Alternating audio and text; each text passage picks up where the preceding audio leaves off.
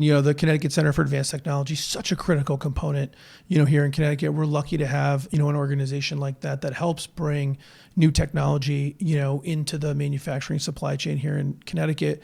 What's the relationship between kind of workforce development that you're doing and the technology that CCAT's offering? Like, what's that partnership look like, and how do you guys make that work? Well, it's interesting. I just went to one of their events last week, actually. Yeah. And we work very well together. We are working on a project of composites that is actually housed we're at 3 Pent Road, the old Wool Goose building that Pratt and Whitney used to own, and I believe they still do.